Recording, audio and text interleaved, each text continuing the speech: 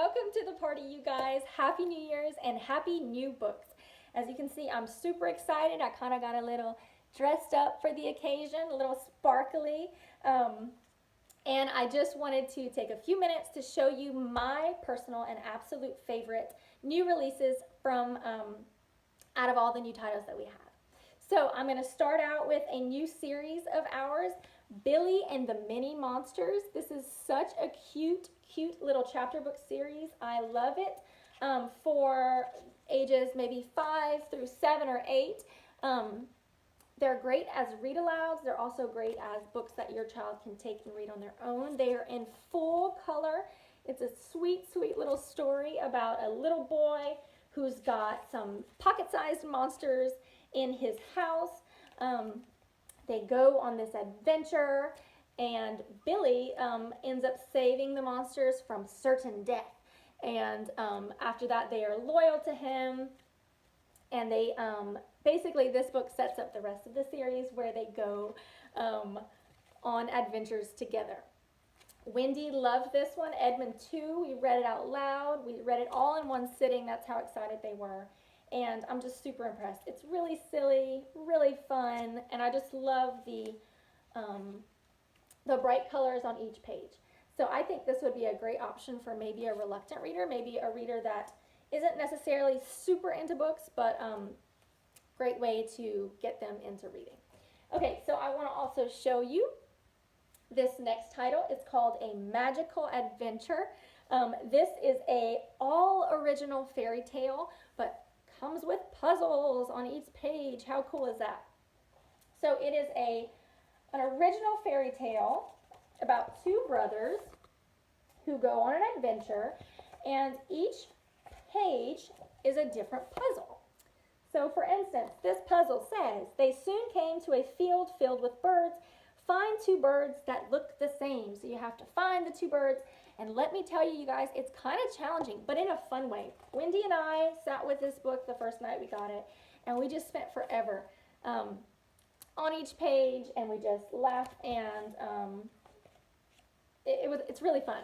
Like I said, an original fairy tale. One of my favorite things about it, though, is that each time you read it, it can be different. So like if you do this maze and you come out with this outcome, you turn to page 16. And if you find this outcome, you turn to page 24.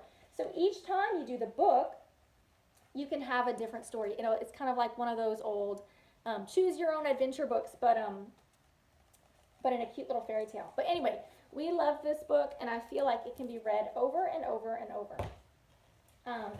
If you had a chance to catch up with our live story time that we did last night, then you probably already seen this book. It's Boy.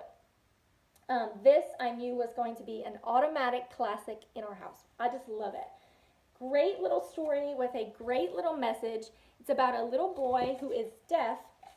He can't hear, and he lives in this like war-torn medieval time period, and everybody around him, the dragons and the knights, they are fighting, constantly fighting with one another. Charge! But the little boy can't hear anything. He doesn't know why they are fighting, so he kind of stumbles upon the battlefield one day and writes out in the sand, "Why are you fighting?" So the king and the knights and the dragons all stop, and they all point to the other person. They say, well, he started it, or it's his fault. Well, they realized that the whole conflict was a misunderstanding, that there's no reason that they should be fighting. And this little boy helps end the conflict, and you have a little happily ever after with a really great message about, you know, quieting your mind and understanding the people around you instead of fighting all the time. Okay, so this is my final book that I'm going to show y'all right now. It's my probably my personal favorite. I think it's just so neat. It's called Where's Jane? Now, I was super pumped when I saw this was released, but I love it even more than I thought I would now that I have it. So it's called Where's Jane? And you find Jane Austen hidden in her novels. If you are a Jane Austen fan, this book is a must-have. It gives you the summary of each of the novels, So here you have Pride and Prejudice. Gives you the character list up at the top, and then on the next page, you have got to find the characters in this fun look and find, busy, beautiful images of the novels. And of course, you have to find Jane on each page. Here she is on this page. I'm going to show you a few of the pages. They're just beautiful, you guys. So busy, true to the novels, true to the time periods.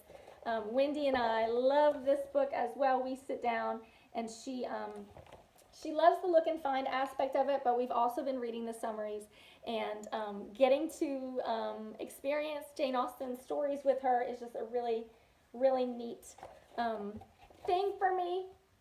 She, of course, she laughs at some of the names like Mr. Bingley. She calls Mr. Darcy Mr. Parsley. So never a dull moment. But anyway, this is one of my favorites. Okay, so thank you for checking out my personal favorites from the new releases. I want to know in the comments, which one of these 4 that I just showed you do you like the most? Okay, it is now time for post 3, so you guys head on over and I'll see you there.